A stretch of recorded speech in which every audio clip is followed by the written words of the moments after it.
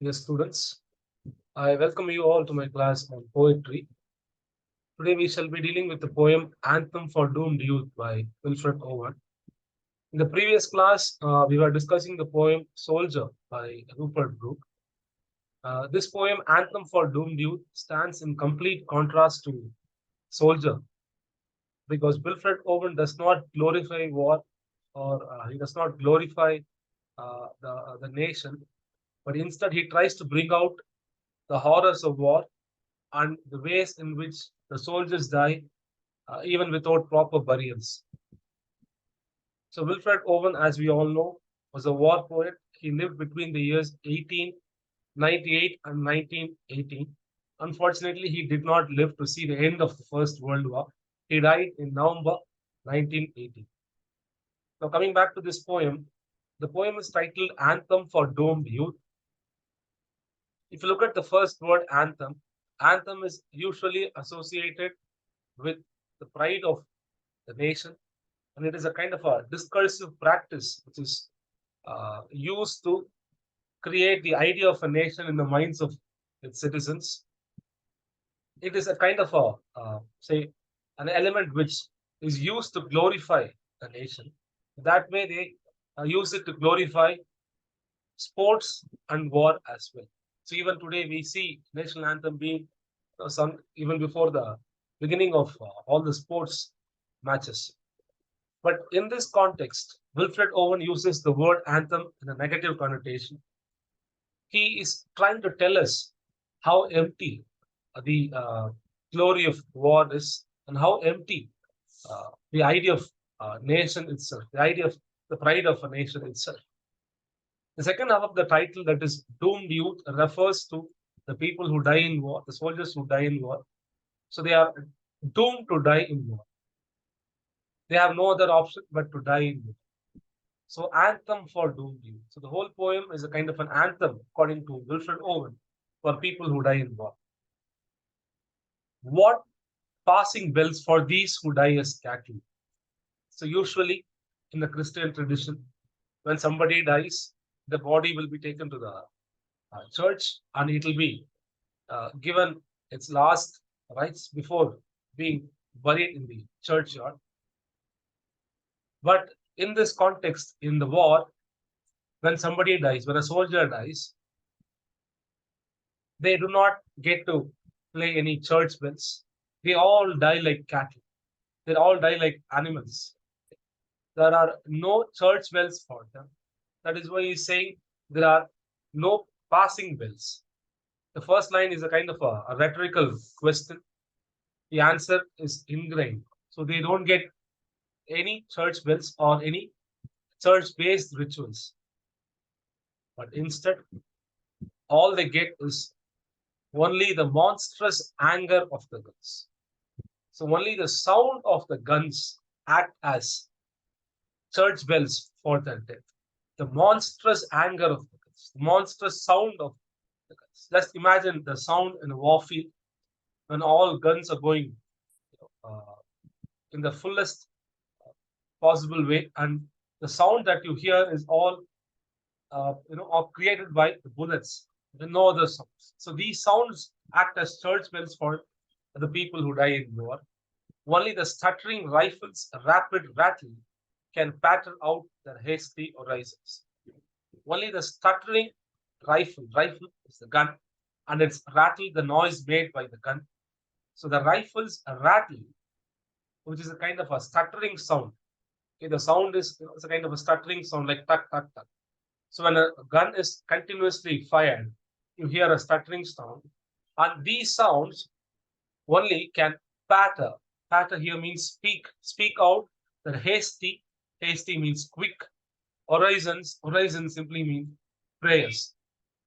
So only these rifles, they play a kind of a prayer for these people. So all these people get to uh, you know uh, get to being played when they are dead is nothing but the sound of the guns. No mockeries now for them, no prayers, no bells. So the word mockeries here refer to rituals. So no last rites for them, no funeral service for them, no prayers, no bells. So it's a kind of a summary of the first four lines: no prayers, nor bells, nor any voice of mourning. Nobody is mourning for them. Nobody is, expressing their loss. Nobody is crying for these dead people. Save the chorus. The word save here means accept the chorus. Chorus in the war field. That is the next question that we get. But what is the choir that he is referring to in this place? The shrill, demented choirs of wailing shells. The shrill, the sharp, and demented, haunting sound of wailing shells, the falling artillery. So when you fire a gun, a lot of shells fall down. So this is what we get to see in many Hollywood movies when a hero tries to shoot from a helicopter, or even from say, like, if you watch movies like Rambo, you get to see this image. Maybe if he's trying to fire a machine gun or AK-47 or something, there'll be a lot of shells falling down once the bullet leaves the gun. That's what we mean by shells, wailing shells. So wailing, the sound caused when the shells fall out of the guns, and bugles calling for them from sad shells. So on bugle is a kind of a musical instrument which is associated with military. So the bugles call for them from sad shells. So probably these people, the soldiers who die in war, have come from distant villages. So those villages are called shires, which are sad because obviously the sons of the villages have been killed in war. So they're trying to play musical instruments. They are expressing their sorrow. They're trying to call them back.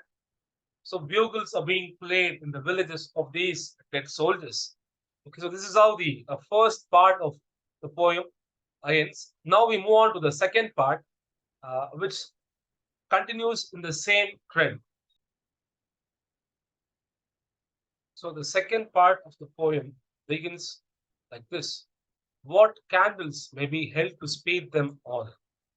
So usually they believe that if you light candles near a dead body, the candles and the light, they help the dead person to transit from the actual world to the world of the dead.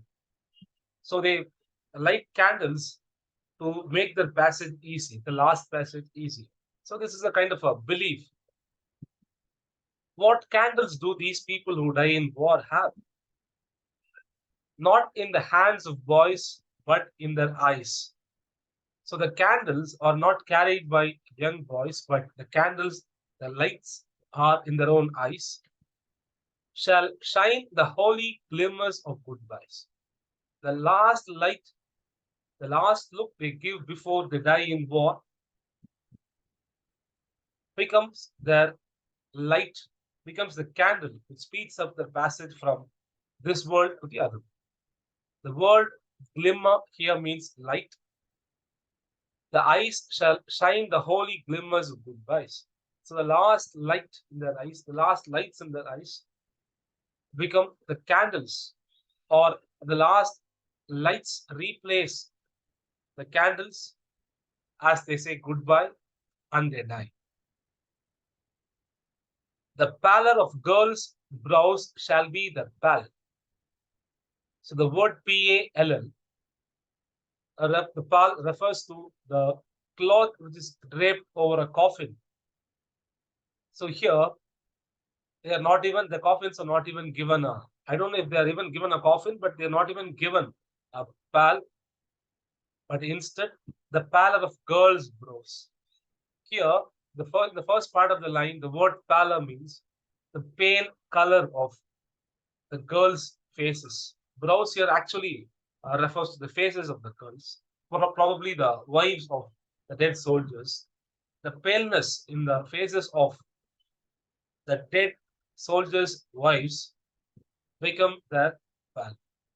So the paleness of these girls or the dead soldiers' wives act as the pal for their coffin. So they're not even given a pal, they're not even given a proper coffin, a proper burial, but instead the faces of their wives become their pal.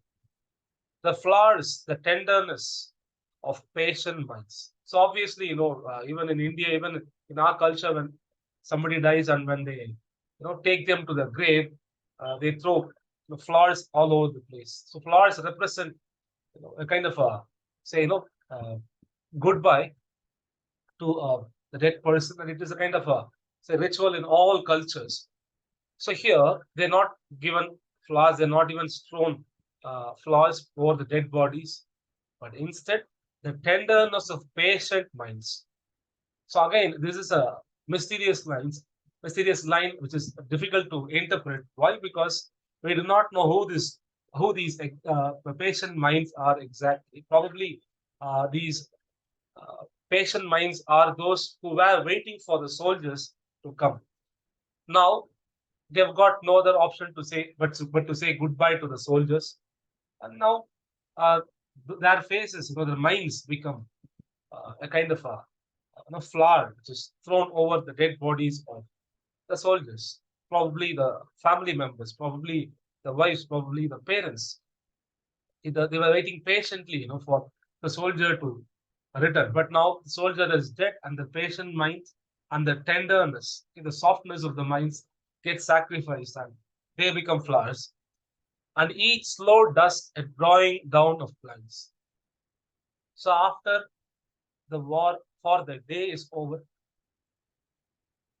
the other soldiers who are alive, they go to their rooms and they close their blinds. So blinds refer to the window screens. So they close the window screens and they take rest and then get ready for the next day. So the whole thing is a kind of a ritual. They're not sure if they'll live to see the next night. So they get ready for the next day. This is how a soldier's day ends. The soldier who's alive, his day ends. So now, if you look at this poem, he tries to bring out the dangers of war and the horrors of war and how the youths die and suffer in war. So if you look at this poem, it is in complete contrast to Rupert Brooke's Soldier. So there, death was glorified, but in this poem, Wilfred Owen is telling us, if you die in war, you are dead. You are dead like cattle. You won't even be given a proper burial. You are just thrown away. You'll be just buried. So we see, how people die in war, or say, respected when the news goes to their villages and families. But when they die in war, they do not get. So after death, what is the use of giving everything? Even if they're going to construct a memorial for the person uh, for the person in their village, what is the use? What is the use of even giving them a memorial or constructing a great tomb? What is the use? Once the soldier is dead, everything comes to an end for him.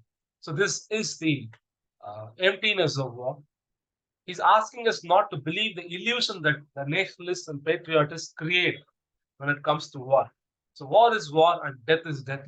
And that is what we need to understand from this poem by Wilfred Owen. So I stop here. If you have any doubts, you can WhatsApp me or you can even call me and clarify your doubts. Thank you.